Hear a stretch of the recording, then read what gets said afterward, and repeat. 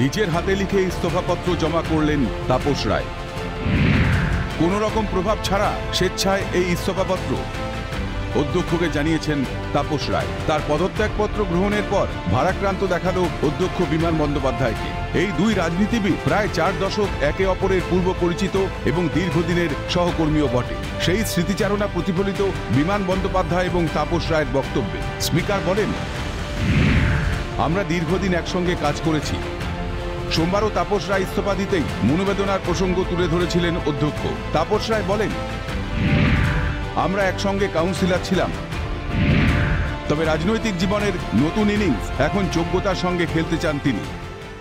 গতকাল উনি লিখিতভাবে নিজের হাতে লিখে পদত্যাগপত্র জমা দিয়েছিলেন। আমি তাপস রায়কে জিজ্ঞাসা করাতে উনি বললেন উনি স্বেচ্ছায় দিয়েছেন, এটা কারোর দ্বারা প্রভাবান্বিত হয়নি এবং কারোর কোনো ভীতি প্রদর্শনের কাছে উনি মাথা নত করেননি এবং উনি স্বেচ্ছায় স্বতঃপ্রণোদিতভাবে এই পদত্যাগপত্র দিয়েছেন এবং আমি এটা গ্রহণ করেছি স্যাটিসফাইড হয়ে। ইট ওয়াজ ভলান্টারিলি সাবমিটেড। বলুন, আমরা দীর্ঘদিন কাজ করেছি একসঙ্গে, বিধানসভায় ছিলেন, এইটুকুই আর কি বলবো, এর বাইরে আমার কিছু বলার নেই। স্যার আপনার কি খারাপ লাগছে কোথাও স্যার? দেখুন, আমরা তো সবসময় বিধানসভায় একটা পরিবেশের কাজকর্ম করে এসেছি, এখন সেইখানে তাপস রায় নেই, একটু তো আমাদের একটু তো লাগবে। অনেকেই এরকম এসে ছিলেন, অনেকেই চলে গেছে, কিন্তু এটা তো একটা গতানুগতিক নিয়ম, এটা মেনেই আমাদের চলতে হবে।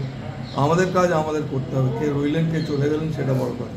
এতদিনের একটা সম্পর্ক, তো দীর্ঘদিনের একটা সম্পর্ক। 1985 সালে আমরা একসঙ্গে কাউন্সিলর ছিলাম। দীর্ঘদিনের একটা ওনার সঙ্গে সম্পর্ক। কি বললেন? চা খেলেন একসাথে? হ্যাঁ, চা খেলাম, এই আর কি। বলছি রেজিগনেশন অ্যাকসেপ্টেড হলো? হ্যাঁ, রেজিগনেশন অ্যাকসেপ্টেড। বৃহস্পতিবার বিধানসভায় এলেন তাপস রায়।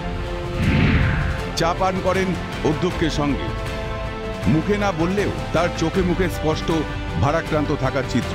জানা গিয়েছে, পদ্ধতিগত ত্রুটির কারণে বুধবার স্পিকার গ্রহণ করেননি ইস্তফাপত্র, কিন্তু অবশেষে গৃহীত সদ্য বিজেপিতে যোগ দেওয়া তাপস রায়ের পদত্যাগ।